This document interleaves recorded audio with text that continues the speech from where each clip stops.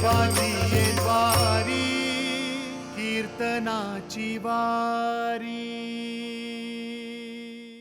देवाची ये द्वारी कीर्तनाची वारी या भक्ती जागरात मी सुरभी हांडे तुम्हा सगळ्यांचं खूप स्वागत करते। आपण आपल्या आयुष्यात सगळं काही मिळावं म्हणून खूप मेहनत करत असतो आणि सगळ्यात शेवटी पांडुरंगाला म्हणतो, हे पांडुरंगा, आता या पुढचं सगळं तुझ्या चरणी मी अर्पण करतो। पण नाही, ती भक्ती त्या वेळेपेक्षा आत्तापासून जर आपण करत राहिलो, त्या भक्तीत जर आपण आत्तापासून विलीन झालो, तर त्या भक्तीला आणि त्या पांडुरंगाला अजून जास्त महत्त्व आहे असं मी म्हणेन। तर या भक्तीत विलीन होण्यासाठी आजचं आपण कीर्तन ऐकूयात। चला तर मग। रामकृष्ण हरी।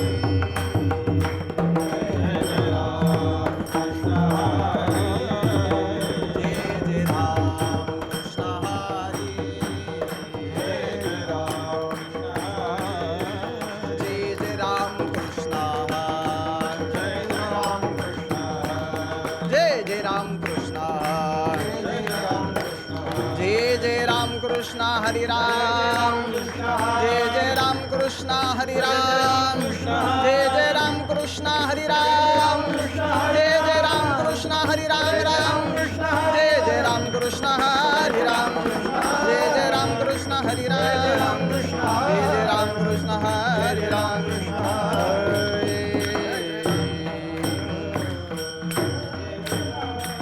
रूप पाहता लोचने, रूप पाहता लोचने, सुख झाले हो साजने, तो हा विठ्ठल बरवा, तो हा माधव बरवा, हो साजने, तो हा विठ्ठल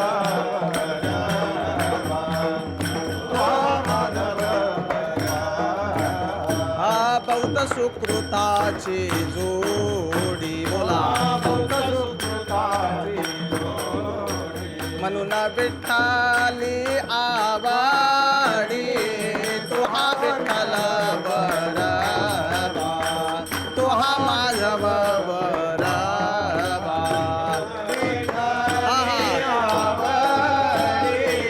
तो हा विठ्ठल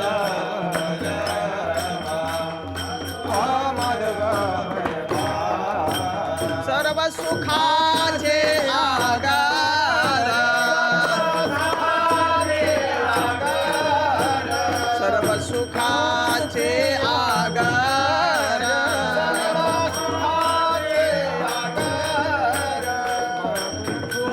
देवी बरा, तो हा विठ्ठल बरा, तो हा माधव बरा,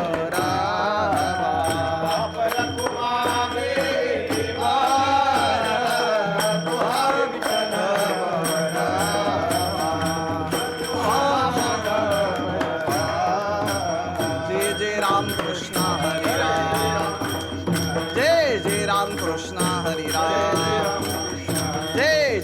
कृष्ण हरि, जय जय राम कृष्ण हरि, राम कृष्ण हरि, जय जय राम, जय जय राम कृष्ण हरि, जय जय राम कृष्ण हरि, राम कृष्ण हरि, जय जय राम, जय जय राम।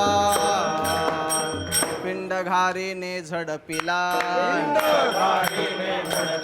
अंजनीने तो सेविला, अंजनीने तो सेविला, अंजनीने तो सेविला, अंजनीने तो सेविला, अंजनीने तो सेविला, अंजनीने तो सेविला, अंजनीच्या तपासाठी, अंजनीच्या तपासाठी, महारुद्र आले पोटी, महारुद्र आले पोटी, महारुद्र आले पोटी, महारुद्र आले पोटी, महारुद्र आले पोटी, महारुद्र आले पोटी। चैत्र शुद्ध पौर्णिमेसी, सूर्य उदय समयासी, सूर्योदय समयासी, सूर्योदय समयासी, सूर्योदय समयासी, सूर्योदय समयासी, सूर्योदय समयासी। अंजनीच्या तपासाठी, अंजनीच्या तपासाठी, महारुद्र आले पोटी, महारुद्र आले पोटी, महारुद्र आले पोटी,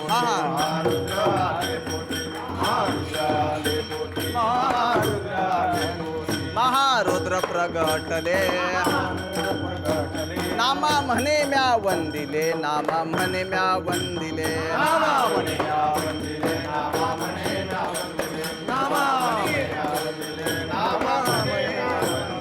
अंजनीच्या तपासाठी महारुद्र आले पोटी महारुद्र आले पोटी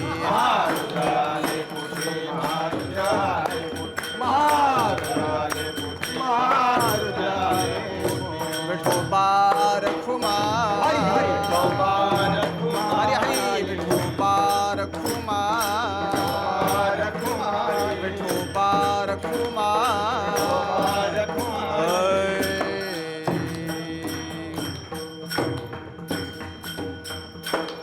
पिंड घारीने झडपिला पिंड घारीने झडपिला पिंड घारीने झडपिला पिंड घारीने झडपिला पिंड घारीने झडपिला पिंड घारीने झडपिला पिंड घारीने झडपिला पिंड घारीने झडपिला अंजनीने तो सेविला अंजनीने तो सेविला अंजनीच्या तपासाठी अंजनीच्या तपासाठी ओ अंजनीच्या तपासाठी अंजनीच्या तपासाठी अंजनीने तो सेविला अंजनीने तो सेविला अंजनीच्या तपासाठी अंजनीच्या तपासाठी अंजनीच्या तपासाठी अंजनीच्या तपासाठी महारुद्र आले मोठी महारुद्र आले मोठी अंजनीच्या तपासाठी अंजनीच्या तपासाठी अंजनीच्या तपासाठी अंजनीच्या तपासाठी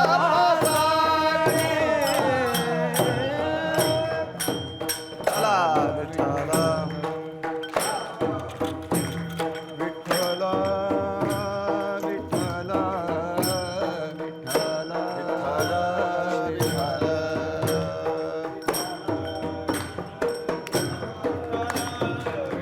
विठ्ठला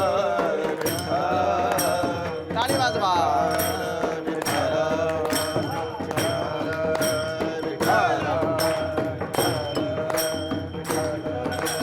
चला विठ्ठला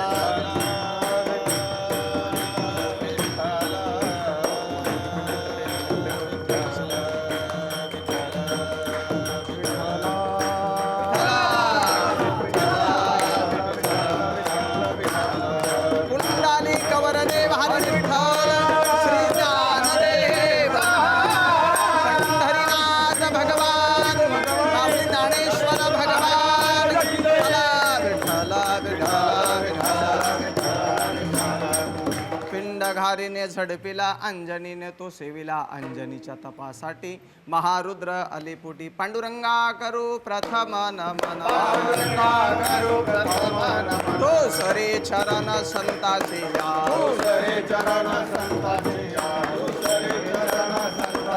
त्यांच्या कृपादाने गधेचा विस्तार बाबाजी सद्गुरु दास तुका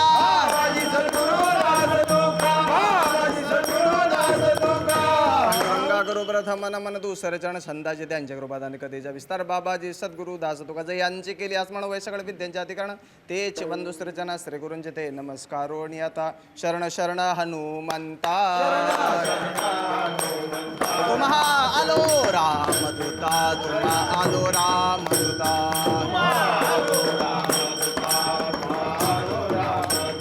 मस्तक हे पायावरी यावर करी संताच्या यावर करी संताच्या यावर करी संताच्या पिंड घारीने झडपिला अंजनीने तो सेविला अंजनीच्या तपासाठी महारुद्र अलेपोटी प्रस्तुत प्रसंगी प्राप्तस्थळी सेवेसाठी घेतलेले अभंग पंढरपूर निवासी असणारे पांडुरंगाचे लाडके भक्त नामधारक देवाची जवळीक साधणारे नामदेव महाराज यांचा 4 चरणाचा उत्कृष्ट असा हनुमान जन्माचा अभंग सेवेसाठी घेतला आहे. विठ्ठल विठ्ठल अभंग 4 चरणाचा आहे. अभंग नामदेव महाराजांचा आहे. नामदेव महाराजांनी आजच्या अभंगामध्ये हनुमंतराय जन्माला आले याबद्दलचं वर्णन नामदेव महाराज आजच्या अभंगामध्ये प्रतिपादन करतात. विठ्ठल विठ्ठल आज चैत्र शुद्ध पौर्णिमा म्हणजे सूर्य उदयाच्या वेळेला हनुमान जन्माला आले, मारुती जन्माला आले तो दिवस आजचा म्हणजे हनुमान जयंती म्हणून आपण महाराष्ट्रामध्ये किंवा भारतामध्ये अख्खा राष्ट्रभर आपण जी साजरी करतो संप्रदायामध्ये ती हनुमान जयंती आज आहे. त्या निमित्तानं आज सेवेसाठी घेतलेला अभंग. विठ्ठल विठ्ठल देवाची जयंती होते, संताची पुण्यतिथी होते आणि तुमचं आमचं श्राद्ध होतं तेही मुलगं चांगलं असलं तर नाही का, नाही तर 10वा 13वा महिना आणि श्राद्ध एकाच दिवशी. विठ्ठल विठ्ठल देवाला जन्माला आणावं लागला. मला वाटतं संत स्वतः आल्या आणि आपल्याला आणून घालावं लागला. देवाला अनिला रूपाबळे करुणी खळे हरिदासी संत महात्मे ब्रह्ममूर्ती संत जगी अवतरल्या उद्धरया आले दीनजना किंवा येथे उपकारासाठी आले घर ज्या वैकुंठ्या. आपलं कशासाठी आलो तर आगाकर्मी जे उरावे तै सुख दुःखी फळावे तया ते भोगावया यावे देहा एका. विठ्ठल विठ्ठल सोपा एक दृष्टांत सांगतो आणि अभंगाकडे वळतो. मला एक सांगा, आपण सगळे प्रवासाला निघालो, प्रवासी माणसात आपण मूर्ती लोकांमध्ये प्रवास करतो, पण यामध्ये मला एक सांगा, आपण रेल्वेच्या प्रवासाला जर निघालो तर रेल्वेचा प्रवास करताना आपण रेल्वेचं तिकीट कधी काढतो? गाडीत बसल्यावर नाही, गाडी पाहिल्यावर, गाडीत बसायच्या अगोदर. चला, तुम्ही बसचा प्रवास केला असेल तर बसच्या तिकिटाचे पैसे कधी दिले? गाडीत बसल्या नंतर. आणि काळ्या पिवळीचा प्रवास केला असेल तर तिकिटाचे पैसे कधी दिले? उतरल्यावर. मग प्रवास तोच आहे. मग आपला प्रवास कोणता? तोच. सरक पुढं बसू दे माग. विठ्ठल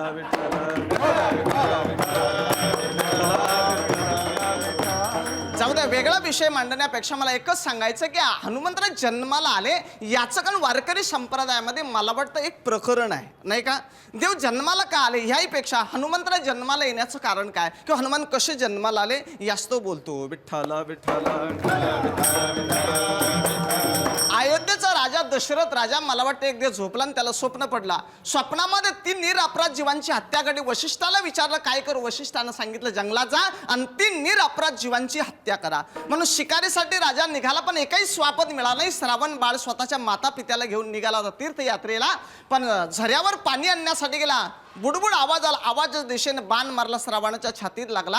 श्रावण धरणीला पडला. आई ग मेलोग असे शब्द उच्चारल्यानंतर राजा जवळ आला. लक्षात आला आपल्याकडून हत्या घडली. दशरथ राजाला श्रावणानं सांगितलं एवढा कमंडलू आणि झाली माझ्या आईला आणि बापाला नेऊन दे आणि मी गेल्याची बातमी ते पाणी पित नाही तोपर्यंत सांगू नको. विठ्ठल विठ्ठल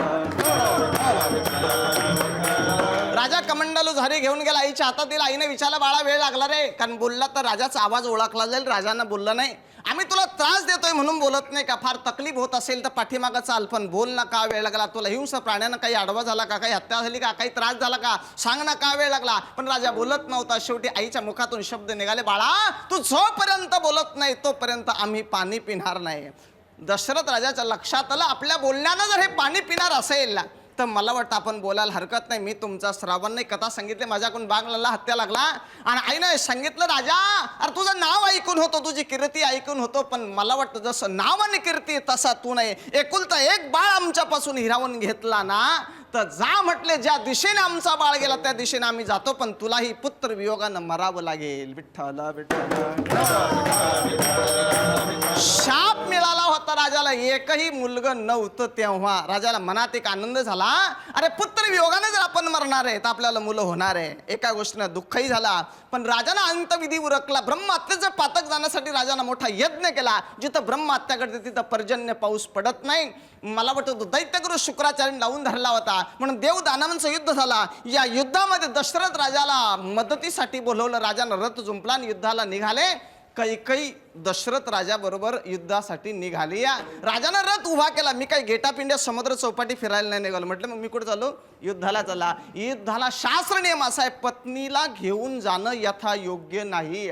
पण कैकईने सांगितलं तुम्ही युद्धाला जा, नाही ते फिरायला जा. मला तुमच्याबरोबर यायचं म्हणजे यायचं. श्रीहट्ट राजाला पुरवावं लागला आणि दशरथ राजा कैकेयीला युद्धाला बरोबर घेऊन गेला. विठ्ठल विठ्ठल.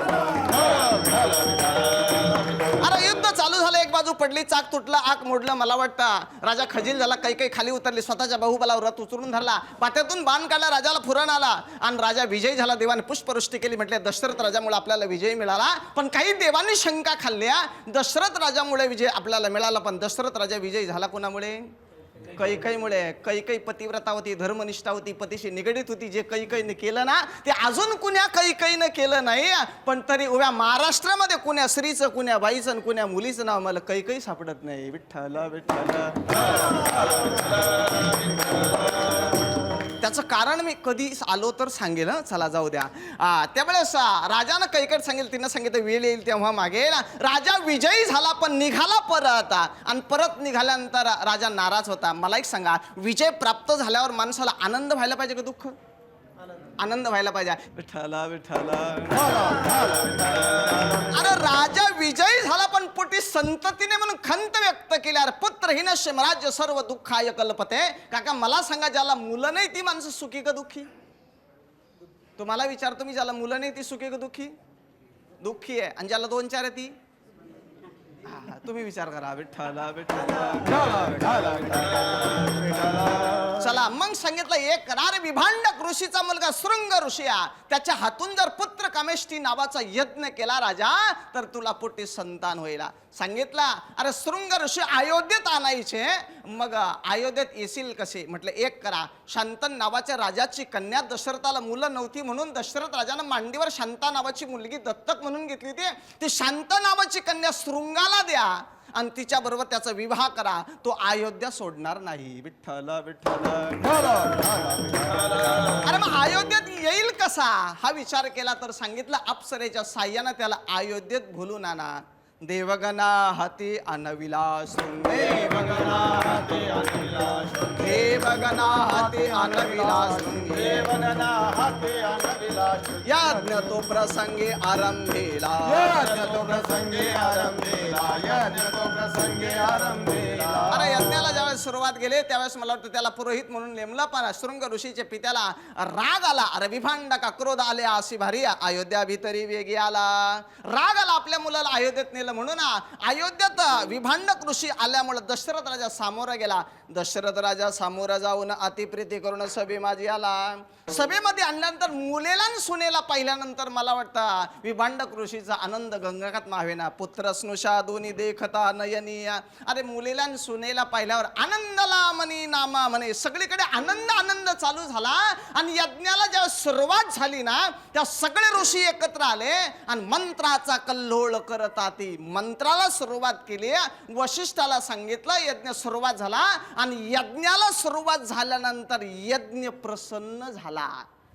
यज्ञ नारायण संतोष पावला, यज्ञ नारायण संतोष पावला. प्रत्यक्ष तो आला कुंडातोनी, कुंडातोनी. प्रत्यक्ष तो आला कुंडातोनी, कुंडातोनी. यज्ञ नारायण संतोष पावला, यज्ञ नारायण संतोष पावला.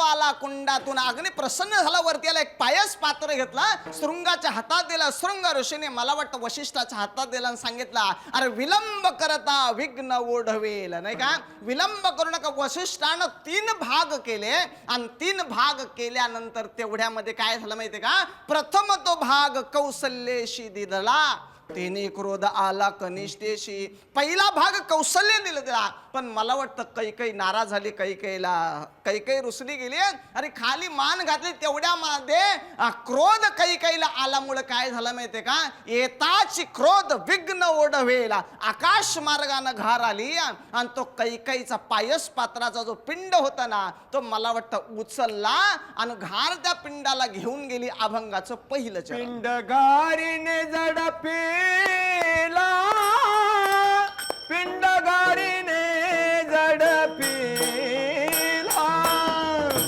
पिंड गारीने झडपिला, पिंड गारीने झडपिला, पिंड गारीने झडपिला, पिंड गारीने टाळी वाजवा.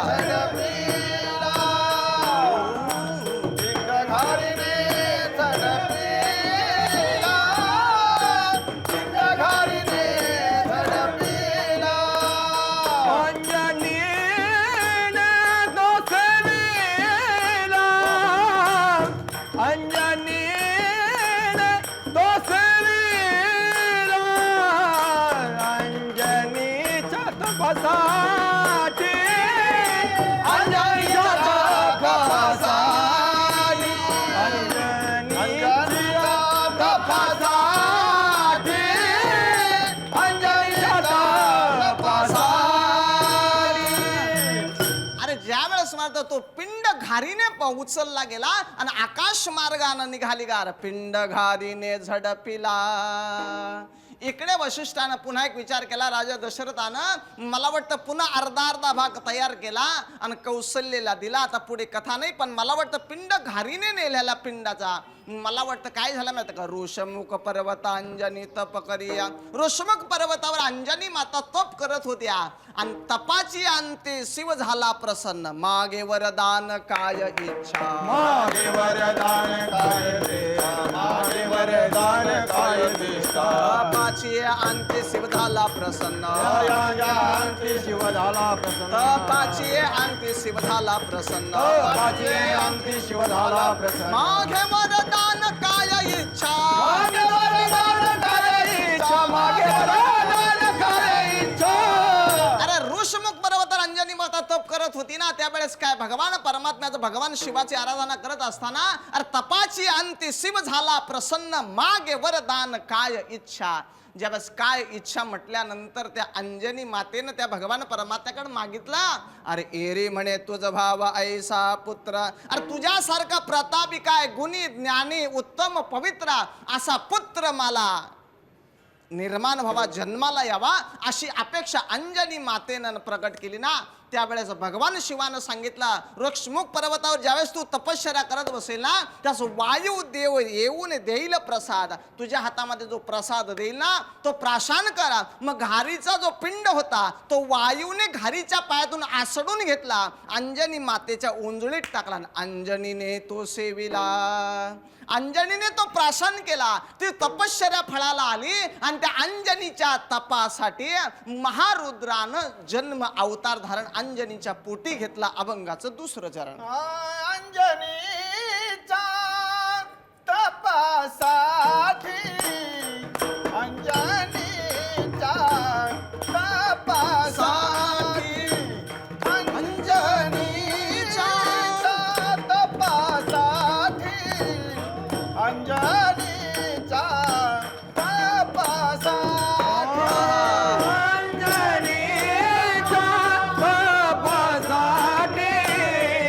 अंजनीच्या तपासाठी, अंजनीच्या तपासाठी, अंजनीच्या तपासाठी, अंजनीच्या तपासाठी.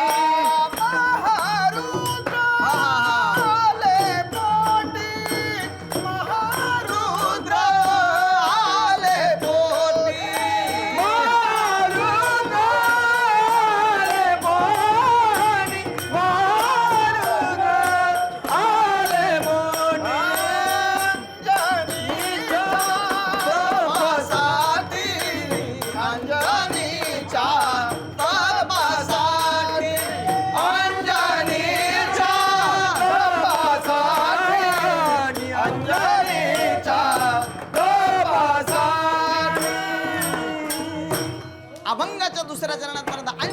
अंजनीच्या तपासाठी महारुद्र आले पोटी. अंजनी मातेचं केलेलं तप हे फळाला आलं आणि भगवान शिवाने विचार केला, मला वाटतं आपल्यासारखा दुसरा वीर प्रतापी मला वाटतं दुसरं कोणी नाही, आपल्यालाच हिच्या उदरामध्ये जन्म घ्यावा लागेल. म्हणून अंजनीच्या तपासाठी महारुद्र आले पोटी. त्या भगवान शिवानं अंजनीच्या उदरामध्ये अवतार जन्म घेण्याचा विचार केला आणि बरोबर मला वाटतं तो दिवस उगला कोणता, चैत्र महिन्यातील शुद्ध पौर्णिमा होती ना, त्या दिवशी तो भगवान परमात्मा अंजनीच्या उदरामधून मला वाटतं बाहेर जन्माला आला. त्या तिथीचं वर्णन नामदेव महाराज करतात अभंगाचं 3रं चरण. चैत्र शुद्ध पौर्णिमेसी चैत्र शुद्ध पौर्णिमेसी चैत्र शुद्ध पौर्णिमेसी चैत्र शुद्ध पौर्णिमेसी सूर्योदय समयासी सूर्योदय समयासी अंजनीच्या तपासाठी अंजनीच्या तपासाठी अभंगाच्या 3ऱ्या चरणात माझा चैत्र शुद्ध पौर्णिमेशी मला वाटतं आपला मराठी महिन्याचा मराठी दिवस, तो मराठी महिना आपल्या मराठी वर्षाला सुद्धा सुरुवात मला वाटतं चैत्रापासून होती नाही का. मग या चैत्र महिन्यामध्ये शुद्ध पौर्णिमा होती ना, अरे त्या दिवशी सूर्य उदय समयासी सूर्य उदयाला आलेली ती वेळ होती आणि त्या वेळेला मला वाटतं त्या तिथीला त्या पौर्णिमेला हनुमंतराय जन्माला आले. महारुद्र प्रगटले नामा म्हणे म्या वंदिले बजरंगा बली की जय. हनुमंतरायाचा जन्म झाला. विठ्ठल विठ्ठल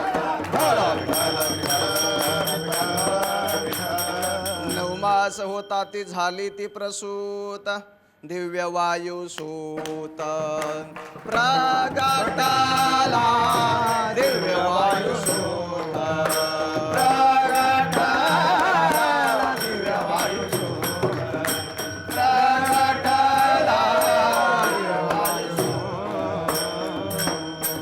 राम लक्ष्मण जानकी जय बोला हनुमान बोला लक्ष्मण जानकी बोला बोला हा हा राम लक्ष्मण जानकी जय बोला हनुमान की राम लक्ष्मण जानकी बोला बोला हनुमान जय बोला हनुमान की जय बोला हनुमान की जय बोला हनुमान की जय बोला हनुमान की जय बोला हनुमान की जय बोला हनुमान की हा हा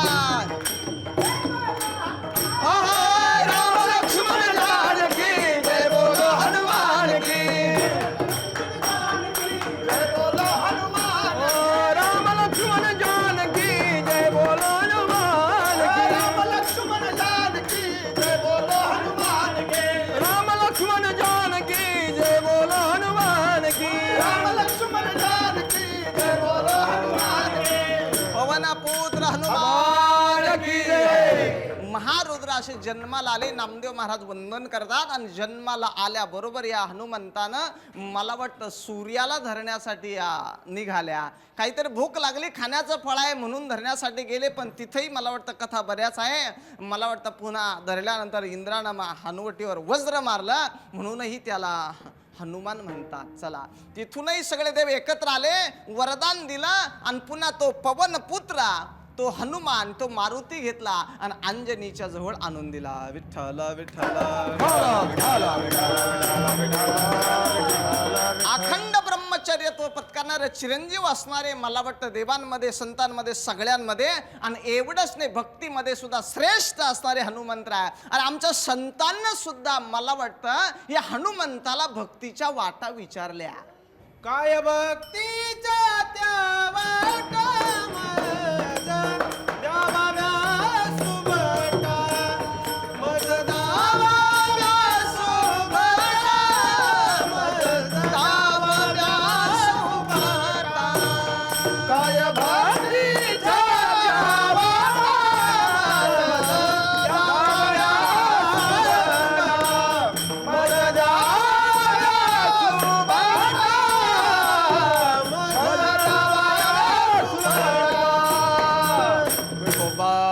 कुमार हरे विठोबा रखुमाई विठोबा रखुमाई विठोबा रखुमाई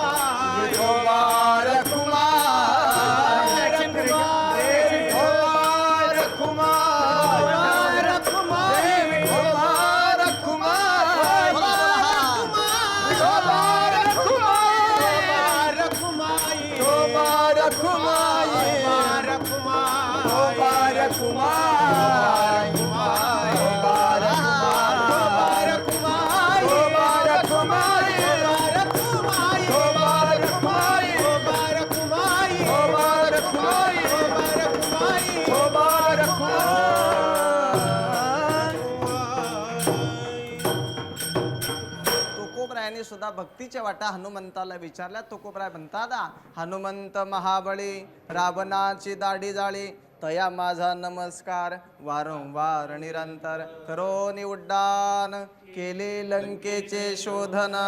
रामदास स्वामी तर म्हणतात, नाव मारुतीचे घ्यावे पुढे पाऊल टाकावे. कोणत्याही कार्याला सुरुवात करायची असेल तर पहिले तुम्ही हनुमंताचं मारुतीचं नाव घ्या. अरे जिकडे तिकडे जाय भक्त पाठी राय हनुमंत. राम उपासना करी मारुती नांदे त्याचे घरी. दास मने ऐशे करा सदा मारुती हृदय धरा. विठ्ठल विठ्ठल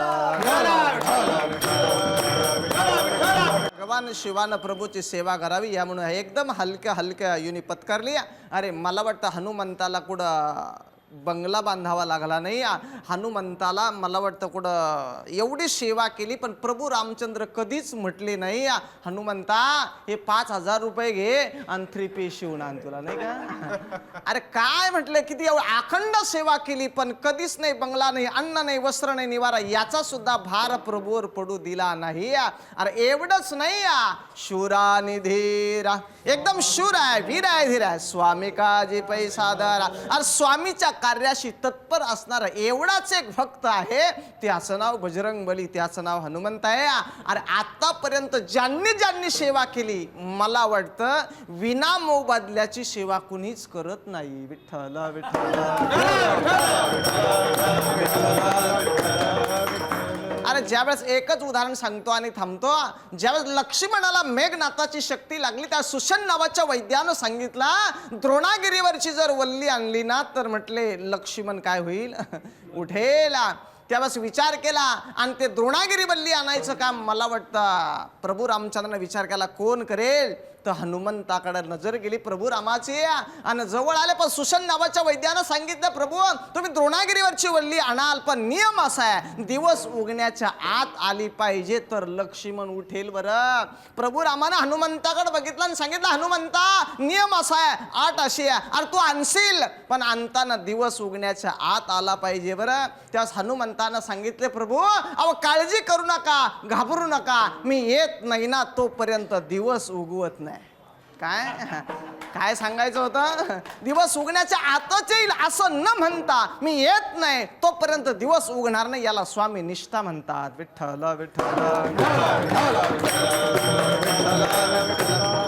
अरे ज्यास प्रभू रामचंद्र मला वाटतं रावणाचा वध करून अयोध्येमध्ये आले ना, अयोध्येत आल्यानंतर सगळ्यांना बोलवलं, सगळ्यांना सगळं दिलं, कुटुंबाला बोलवला, बोला तुम्हाला काय पाहिजे, लक्ष्मणाला बोलवलं, लक्ष्मणानं सांगितलं आपला जन्मभर वियोग नसावा. भरताला विचारलं काय पाहिजे, म्हटले तुझी चरणसेवा. शत्रुघ्नाला विचारलं काय पाहिजे, शत्रुघ्नानं सांगितलं भरतानं तुमची करावी, मी भरताचे करावे, याच्या पलीकडे लागत नाही. प्रभू रामचंद्राने विचार केला, तिघांनी काही मागितलं नाही, तिघांच्या बायकाला आपण काहीतरी देऊ. उर्मिलेला मांडवीला सुरकीर्तीला बोलवलं आणि सांगितलं बाळांनो बोला काय मागायचं. तिघी जवळ आल्या पण प्रभू रामचंद्राचा एक डोक्यात विचार आला आणि सांगितलं अरे आपल्या बायकोचा आपल्याकडे मागण्याचा अधिकार आहे. या सगळ्यांच्या समोर सीतेला आपल्याकडे काहीतरी मागायला सांगू, तिने जर आपल्याकडे मागितलं ना तिचा आपल्याकडे मागण्याचा अधिकार आहे. तिचा आदर्श घेऊन या तिघांच्या बायका आपल्याकडे काहीतरी मागतील. म्हणून सीतेला बोलवलं, सांगितलं बोल सीते काय पाहिजे. तिने सांगितलं प्रभू ज्यावेळेस आपण मनात होतो ना समोर सोन्याचा हरण पळाला, मग त्या हरणाची कातडी आणायचं तुम्हाला सांगितलं, माझं ऐकून तुम्ही धनुष्य घेऊन गेला, लपलेला रावण समोर आला आणि मला घेऊन गेला. रावणाच्या बंदीखान्यात मला राहावं लागलं. कशामुळं, तर फक्त चोळीसाठी मी हरणाचं कातड मागितलं म्हणून मला रावणाच्या बंदीखान्यात 6 महिने राहावं लागलं. तेव्हापासून मी ठरवलंय साडी चोळी फाटली तरी नवऱ्याकडे मागायची नाही. विठ्ठल विठ्ठल. वाटतं आता एवढा दम आताच्या शेतीला नाही, न बोललेलं बरं नाही का. चला, ज्या वेळेस विचारलं उर्मिलेकडे नजर केली, म्हटले प्रभूजी तुम्ही मला देणार असेल, अरे 14 वर्ष मला पतीचा विरह झाला ना, तो सहन करण्याची शक्ती द्या. मांडवीला विचारलं तुला काय पाहिजे, तिनं सांगितलं प्रभू ज्या घरात रघुकुलामध्ये सून म्हणून आले ना त्याचाच मला अभिमान आहे, मला काही लागत नाही. प्रत्येक सुनेला ज्या घरी आली ना त्या घरी सून म्हणून येण्याचा अभिमान पाहिजे. सुरतीने विचारलं बाळा काय पाहिजे, तिनं सांगितलं प्रभू तुम्ही देणार आहे का, म्हटले देणार आहे. तिला आनंद झाला, मी बी मागणार आहे. म्हटलं सगळ्यांनी खाली माना घातल्या, आता ही सगळ्यात लहान आहे, आपलं नाक कापल्याशिवाय राहणार नाही. पण सांगितलं बोल तुला काय पाहिजे प्रभू, तुम्ही वनात जाताना जी वलकली वापरली ती मला द्या. अरे याचा उपयोग काय, मी दर्शन घेईल, फायदा काय. शोकेश मध्ये ठेवल्या त्याच्याकडे बघितलं मला हे कळ जाईल का जीवनामध्ये भोगापेक्षा त्यागाला फार महत्व आहे. विठ्ठल विठ्ठल. अरे कोणीच काही नाही दिलं. मग शेवटी सीतेची नजर हनुमंताकडे वळाली. अरे सगळ्यांना सगळं दिलं पण माझ्या हनुमंताला काही दिलं नाही. नवरत्नाचा हार घेतला हनुमंताकडे दिला आणि हनुमंतानं तो हार घेतला, तोडला, फोडला, प्रत्येक मणी घेतला, दाताखाली दाबला आणि असं फोडून बघितला. सीतेने विचार केला शेवटी माकड ते माकडच. अरे हनुमंता काय बघतो, अमोल किमतीचा नवरत्नाचा हार आहे, काय बघतो. हनुमंतांना सांगितलं माई ज्यामध्ये राम नाही ना ती वस्तू मला लागत नाही. काय ज्यामध्ये राम नाही ना ती वस्तू लागत नाही. सीतेने सांगितलं अरे तुझ्यात तरी राम आहे का, असं म्हटल्यानंतर हनुमंताने स्वतःची छाती विदीर्ण केल्या आणि राम पंचायतन स्वतःच्या हृदयामध्ये दाखवली. असा भक्त आहे विठ्ठल विठ्ठल. आणि असा हनुमंत जन्माला आजच्या दिवशी चैत्र शुद्ध पौर्णिमेचे सूर्य उदय समयासी महारुद्र प्रगटले नामा म्हणे म्या वंदिले. अभंगाचा भावार्थ झाला असाच असेल, काही सांगता येत नाही. सगळे हुशारात चतुरात गुणी ज्ञानी आहात, तुमच्यापुढे बोलावं असं काही अधिकार नाही. बोलण्यासाठी बोलून बोलण्याचं प्रयोजन केलं, ज्यांच्यामुळे येण्याचं योग आला असे आपले म्हणजे का जो कार्यक्रम चालू आहे देवाची द्वारे कीर्तनाची वारी फक्त मराठी चॅनल या माध्यमातून आज हनुमंतराय जन्माला सर्वांपुढे प्रगट करण्याचा योग माझ्याकडे आला. तुम्हा सर्वांचे आभार मानतो, आलेले सर्वांचे आभार मानतो, तुम्हा सर्वांचे आभार मानतो आणि याच ठिकाणी माझ्या सेवेला पूर्ण विराम देतो. ज्ञानेश्वर माऊली ज्ञानेश्वर माऊली महाराज ज्ञानेश्वर माऊली. हाय विठ्ठल जय जय विठ्ठल जय बोलिले पुरे वेणी वाघुडे महाराज नाही विचारिला अधिकार मी